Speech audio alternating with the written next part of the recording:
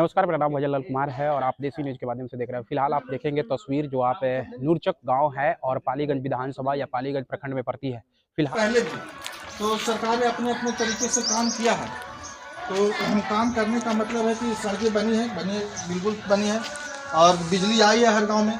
लेकिन फिर भी यहाँ का युवाओं में, यहाँ के लोगों को आर्थिक स्थिति मजबूत नहीं हुआ है। गरीबी सबसे ज़्यादा है पूरे भारत में। जितने भी स्टेट है, जितने भी राज्य है, सबसे गरीब हमारा बिहार है। बिहार एक मजदूर का फैक्ट्री बन के रह चुका है। ये बिहार से ही सारा जगह मजदूर काम करने जाता है। हर जगह कहीं भी काम करने जाता है तो बिहार का ही मजदूर मिलता है। कोई बॉम्बे से आके हम लोग यहाँ बिहार में काम करता है? नहीं करता है। गुजरात से कोई नहीं काम करने आता है, कलकत्ता से कोई नहीं काम करने आता है, दिल्ली से कोई नहीं काम करने आता है। तो प्रशांत किशोर जो है, जो चुनावी रणनीतिकार पहले रह चुके हैं, और इन्होंने 2014 में नरेंद्र मोदी की सरकार बनाने में अपना कंधा लगाए थे। और उसके बाद लगभग 10 प्रदेशों में इन्होंने दूसरे पार्टी के लिए कैंपेनिंग करके चुनाव को जिताया है।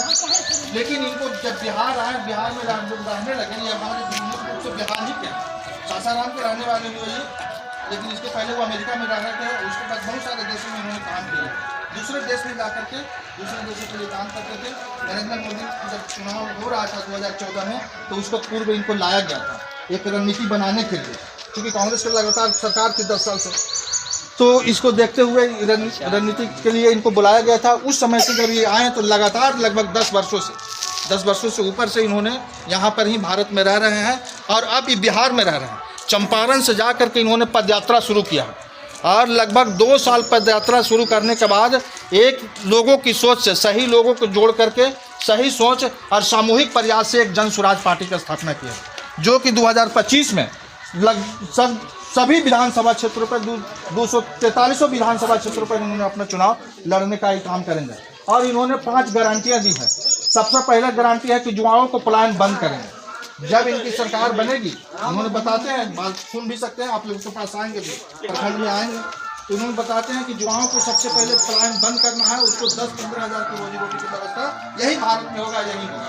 इसको कहीं परिवार छोड़ के जाने की जरूरत नहीं है। वो कैसे करेंगे, इसके लिए डिटेल्स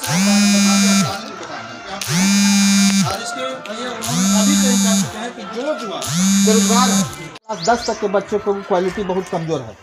और हायर एजुकेशन में भी वही कहना है कि वहाँ पर भी आपको बढ़िया प्रोफेसर, बढ़िया लेक्चरर नहीं है। दिन प्रतिदिन इसका गुणवत्ता कमज़ोर होते जा रहा है।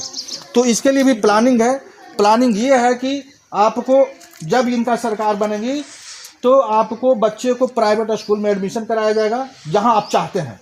उसका फीस, प्राइवेट स्कूल को फीस जो है सरकार भरेगी। ये उसका अल्टरनेटिव उपाय है। उसका मुख्य रूप से उपाय जो का होगा, नवोदय या नेतरहाट ऐसा विद्यालय, सिमुतल्ला ऐसा विद्यालय प्रखंड में 3-4 खोलेंगे, जो कि पूर्ण रूप से आवासीय रहेगा। वहाँ रहना, पीना, खाना, सारा चीज़, अब क्वालिटी चेक करके बच्चों को एडमिशन, सारा फैसिलिटी वहाँ मिलेगा। लेकिन वो इंफ्रास्ट्रक्चर खड़ा करने में बहुत समय लगेगा।